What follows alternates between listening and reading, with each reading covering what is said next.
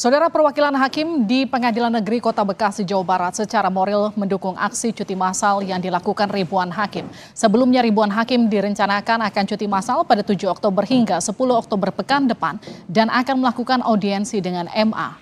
Aksi yang akan dilakukan ribuan hakim sebagai bentuk protes atas gaji dan tunjangan yang tak mengalami penyesuaian selama 12 tahun. Hakim yang juga Humas Pengadilan Negeri Kota Bekasi, Suparman bilang, pihaknya mendukung aksi cuti massal ribuan hakim. Suparman menambahkan, banyak hakim yang merasa penghasilannya tak mencerminkan tanggung jawab dan beban kerja yang diemban. Assalamualaikum warahmatullahi wabarakatuh. Sahabat BN, kita dikejutkan oleh aksi para hakim yang menuntut gaji. Dan tuntutan ini dilakukannya secara serempak dengan cara seperti demo, seperti aksi mogok. Sahabat BN, ini adalah perjuangan para hakim untuk menuntut kesejahteraan bagi mereka. Dulu-dulu kita juga menyaksikan di layar-layar televisi, bahkan ada yang menyaksikan langsung para pengajar juga melakukan demo menuntut kenaikan gaji, menuntut peningkatan kesejahteraan mereka. Yang jadi pertanyaan sahabat BN, kalau demikian, jika para elit kita di pemerintahan, baik di eksekutif, di legislatif, di yudikatif, telah memperjuangkan nasib mereka masing-masing untuk kesejahteraannya, bagaimana dengan rakyat? Wakil rakyat kita, boleh kita katakan, semenjak beberapa waktu terakhir ini, lebih khusus lagi di era rezim sekarang ini, tidak salah agaknya kalau kita mengatakan perjuangan mereka tak lebih dari untuk kesejahteraan mereka wakil rakyat, bukan kesejahteraan untuk rakyat yang diwakilinya. Mereka mendekat kepada penguasa. Mereka berkoalisi dengan para penguasa. Untuk apa? Untuk bisa kesejahteraan mereka meningkat. Bagaimana cara kesejahteraan mereka meningkat? Dengan mendekat kepada penguasa. Mereka dapat kedudukan menteri. Mereka juga dapat peningkatan kesejahteraan yang tidak ada bantahan dari eksekutif di dalam menetapkan APBN maupun APBD yang terkait dengan anggaran untuk kesejahteraan mereka. Kita melihat sekarang ini tunjangan untuk sewa rumah saja bagi anggota DPR RI mencapai 50 juta per bulan. Rumah macam apa itu? Kalau ada pembahasan yang kritis di DPR antara eksekutif dengan legislatif, kita yakin tidak akan bisa masuk akal anggaran untuk rumah dinas ini mencapai 50 juta per bulan. Tidak masuk akal ini. Jadi karena telah terjalin koalisi yang bagus, yang mesra antara eksekutif dengan legislatif, maka yang adanya tukar tambah. Jangan ganggu anggaran itu, kami tidak akan ganggu pula anggaran ini. Itu hanya yang terjadi. Coba kita bayangkan dengan rumah rakyat yang diwakilinya, yang hanya satu petak kecil, yang hanya sewanya 1 juta, atau mungkin 500.000 atau 800.000 per bulan. Kesulitan mereka membayarnya. Ini 30 sampai 50 juta per bulan sewa rumah. Belum kita ketahui lagi kalau mereka ada rumah di Jakarta ini, apakah anggaran sewa rumah ini akan mereka ambil juga atau bagaimana? Itu baru sewa rumah. Belum lagi tunjangan ini, tunjangan ini, tunjangan ini. Dan kita mungkin tidak keliru kalau kita katakan anggaran untuk anggota DPR ini sulit eksekutif bisa membahasnya. Sulit, biasanya disetujui saja. Jadi ketika eksekutif telah berpesta pora dengan kesejahteraannya, dengan fasilitasnya yang demikian mumpuni, baik mereka sebagai seorang menteri, sebagai seorang sekjen, sebagai seorang dirjen, dan seterusnya. Demikian pula dengan mereka yang duduk di legislatif, nyaris tidak dibahas anggaran yang mereka ajukan, hanya ditetapkan saja. Sekarang kita lihat lagi yudikatif. Mereka telah memperjuangkan nasib mereka pula untuk peningkatan gajinya yang mereka tuntut bukan main tingginya, kenaikan gajinya dari gajinya sekarang. Terkait protes kesejahteraan ribuan hakim, MA mengaku siap menerima audiensi para hakim. MA mengaku dalam audiensi menurut rencana melibatkan kementerian dan lembaga terkait. Bagaimana dengan rakyat? Kalau kita tidak keliru, rakyat hanya dapat sekarang ini dari pemerintah beras 10 kilo. Uang seberapanya dari bansos.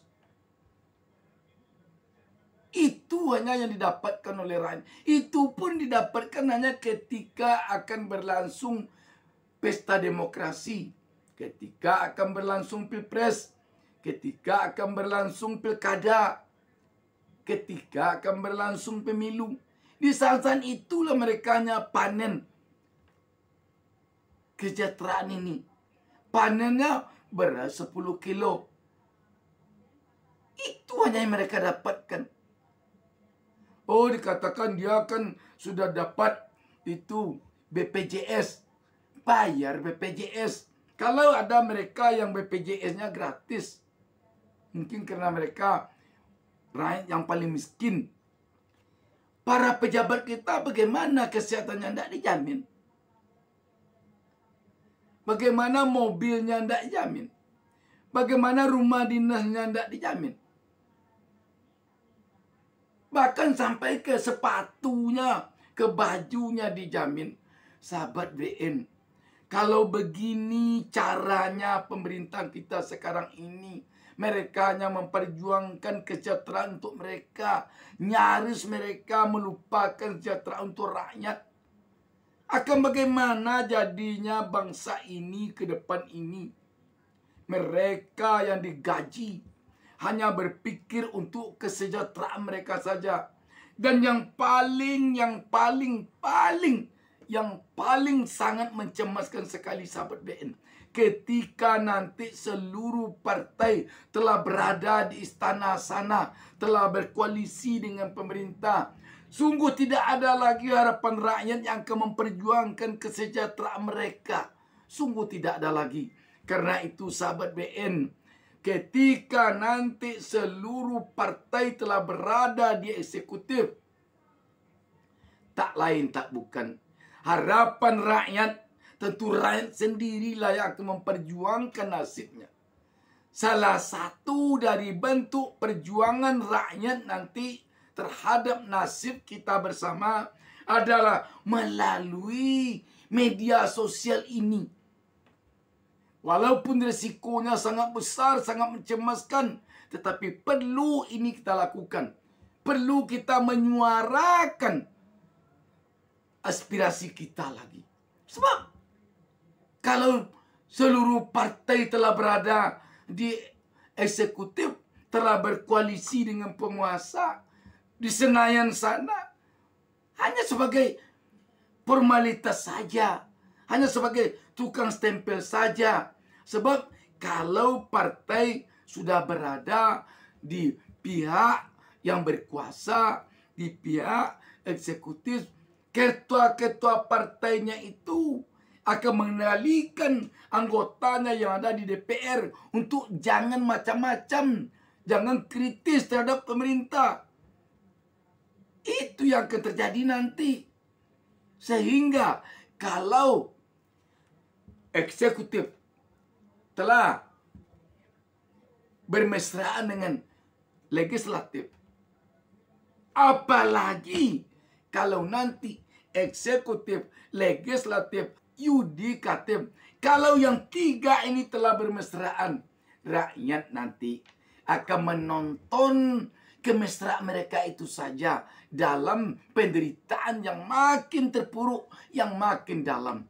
Sahabat BN, sungguh-sungguh negara kita ini sekarang ini sangat dicemaskan kalau mereka-mereka yang berada di tingkat elit, mereka-mereka yang berada di eksekutif, yang berada di yudikatif, yang berada di legislatif telah memperjuangkan nasib mereka masing-masing saja. Rakyat yang tidak punya kekuasaan apapun, tidak punya kekuasaan di bidang pengawasan terhadap pemerintah, tidak punya kekuasaan di bidang penegakan hukum, tidak punya kekuasaan di bidang pengambilan keputusan, tidak punya kekuasaan sama sekali. Apa dayanya nanti? Apa dayanya? Dengan apa mereka akan memperjuangkan kesejahteraan mereka? Dengan apa? Lihat sekarang, semenjak COVID terjadi, pengusaha-pengusaha kelas menengah telah rontok berjatuhan ke bawah sampai sekarang puluhan, sekarang juta warga kelas menengah jatuh menjadi di bawah kelas menengah, rentan miskin. Kenapa? Ketika COVID datang, mereka dihantam oleh COVID. Modal mereka yang pas-pasan habis. Sementara dari pemerintah, mana ada suntikan modal? Jangankan suntikan modal, utang mereka di bank, kredit mereka di bank, tidak ada toleransi. Rumah mereka yang mereka jual, mobil mereka yang mereka jual, toko mereka yang mereka tutup demi melunasi utang di bank. Sahabat BN, pupuslah sudah sekarang ini harapan rakyat untuk menggantungkan nasibnya kepada pemerintahan yang ada. Apakah kepada eksekutif, kepada legislatif, kepada yudikatif. Sahabat BN, sungguh-sungguh ini memprihatinkan. Pengalaman pahit yang kita rasakan selama berada di rezim Jokowi ini cukuplah sudah membuat kita benar-benar berada di titik nadir. Kita telah merasakan betapa getirnya kita rakyat ketika Presiden Jokowi telah mengendalikan mayoritas partai untuk berada di pihaknya. Bahkan tidak kita rasakan hanya partai-partai saja yang berada di bawah kendali Presiden Jokowi. Penegakan hukum juga kita rasakan di bawah kendalinya.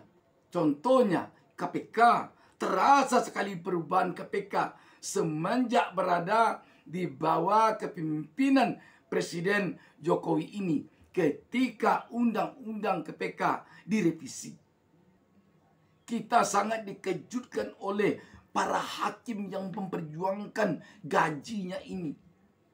Kita mengira dulu hakim ini memperjuangkan penegakan hukum, memperjuangkan keadilan agar mereka benar-benar merdeka di dalam menokokkan palu keadilan. Tetapi ternyata yang mereka perjuangkan gaji mereka. Sahabat BN, mari kita renungkan bersama kejadian ini. Demikian, wassalamualaikum warahmatullahi wabarakatuh.